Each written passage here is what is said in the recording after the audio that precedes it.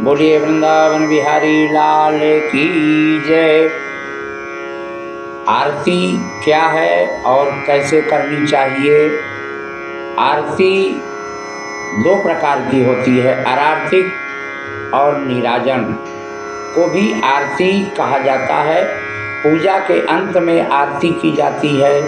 पूजन में जो त्रुटि रह जाती है आरती से उसकी पूर्ति हो जाती है। स्कंद पुराण में कहा गया है, मंत्रहीनम क्रियाहीनम यद कृतं पूजनम हरे सर्वं संपूर्णता में कृते नीराजने शिवे। पूजन में मंत्रहीन क्रियाहीन होने पर भी नीराजन कर लेने से उसमें आरती सारी पूर्णता आ जाती है। आरती करने का ही नहीं, आरती देखने का भी बड़ा पुण्य मिलता है।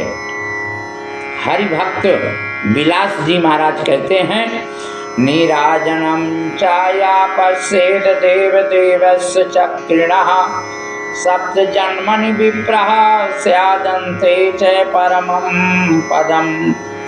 जो देव चक्रधारी श्री विष्णु भगवान की आरती देखता है वह 7 जन्मों तक ब्राह्मण होकर अंत में परम पद को प्राप्त करता है।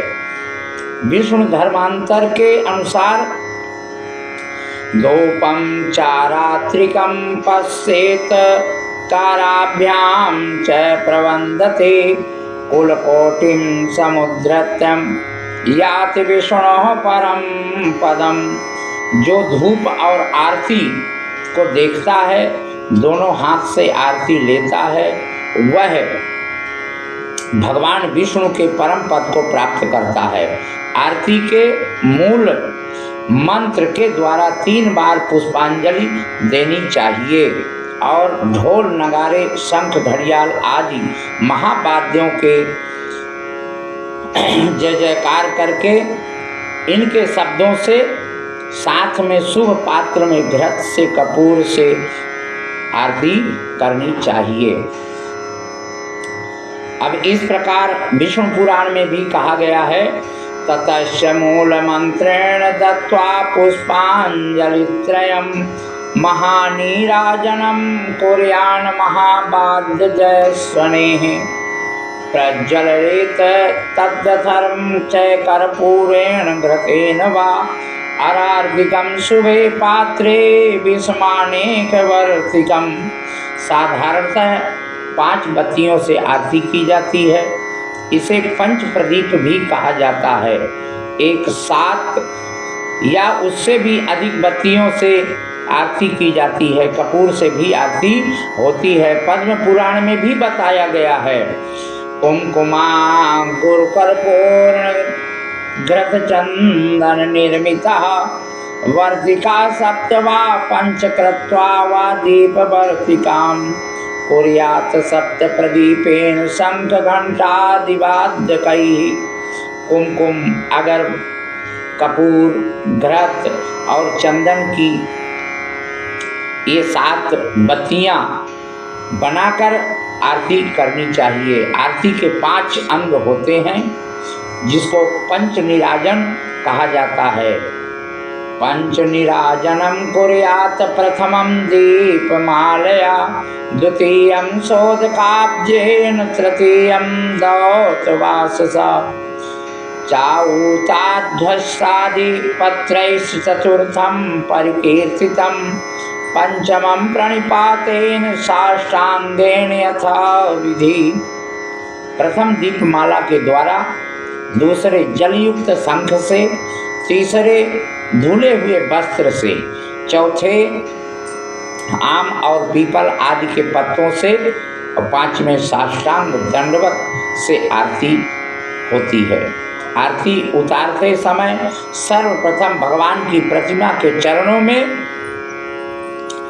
उसे 4 बार घुमाएं, 2 बार नाभि देश में, 1 बार मुखमंडल पर और 7 बार समस्त अंगों पर घुमाएं। ये इसका इस श्लोक में भी बताया है, विष्णु पुराण में भी बताया है। आदौ चतुपाद तले च विष्णोद्यौर्नाभिदेशे मुखबिंबेकम सर्वेषु चांगेषु च सप्तवारा नारात्रिकम भक्तजनस्तु कुर्यात्। इस प्रकार इनका विवरण बताया गया है।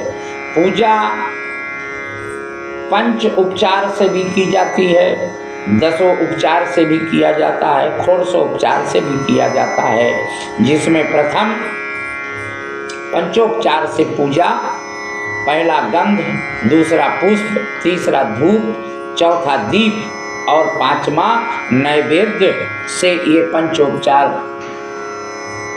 पूजा कहलाती है। 10 में पाद, अर्घ, आचमन, स्नान, वस्त्र, गंध, पुष्प, धूप, दीप और नैवेद्य, ये 10 पूजा कहलाती है। षोडशोपचार में पाद, अर्घ, आचमन, स्नान, वस्त्र, आभूषण, गंध, पुष्प, धूप, दीप, नैवेद्य, आचमन, तांबूल, श्रवण पाठ, तर्पण और नमस्कार, इस प्रकार की ये पूजा पवित्र मानी जाती है और इसको ऐसा ही करना चाहिए।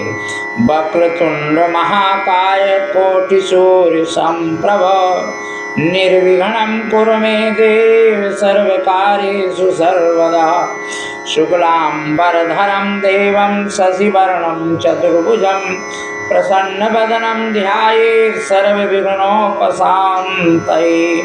बोले वृंदावन बिहारी लाल की जय। बोले लक्ष्मी नारायण भगवान की जय।